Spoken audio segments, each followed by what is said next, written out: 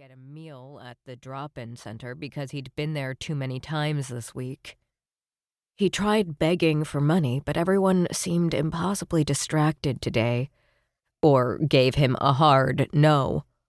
One guy even told him to get a job.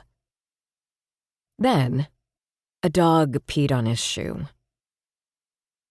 Eventually, he'd scrounged up enough cans to get a cup of coffee.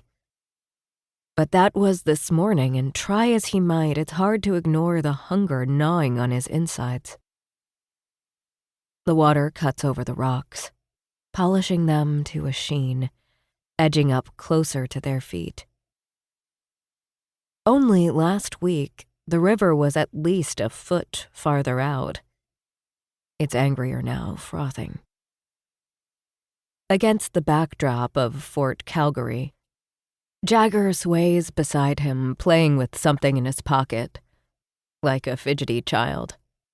A plaid work shirt hangs open over an AC/DC t-shirt, worn from black to gray, the logo faded and peeling. Jagger's eyes are as dark as his hair, and he wears a grin that puzzles Shermeto. The rain let up a few hours ago, leaving the pavement stained black and the air as soggy as the ground under their feet.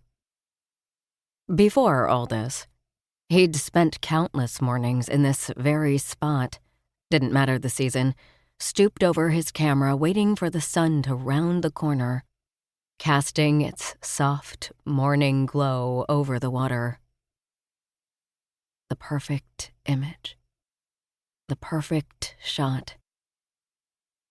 Those memories are murky now, choked under layers of mud and grime, scars and busted lips, blisters, sunburns, frostbite. The trivial, the mundane doesn't matter no more.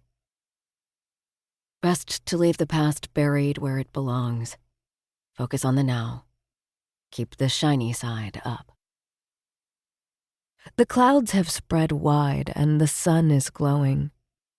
The surface of the river looks muddy. On the opposite bank, a slope of rocks is surrounded by police tape. "What do you think happened?" Shermeto asks. "Beats me." Jagger is very little help in the best of times. "Why was he even over there?" Shermeto shifts from one foot to the other, the ache in his joints making it hard to stand. Emergency crews still mill around, talking to themselves, studying the rocks, the grass, looking for any clue. "It's not your fault." "I know that." Shermeto snaps, his words sharper than he intends. "Still makes no sense." His gaze traveling back to the rocks. He can't shake the feeling he's being watched. It's been like this for weeks, maybe months. Since Harlow died, he supposes. Something is surging under the surface.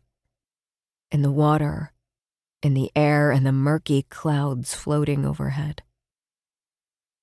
Harlow would have known what was going on. Would have known what to do. "If you can't fix it, don't sweat it." Jagger adjusts the cap on his head.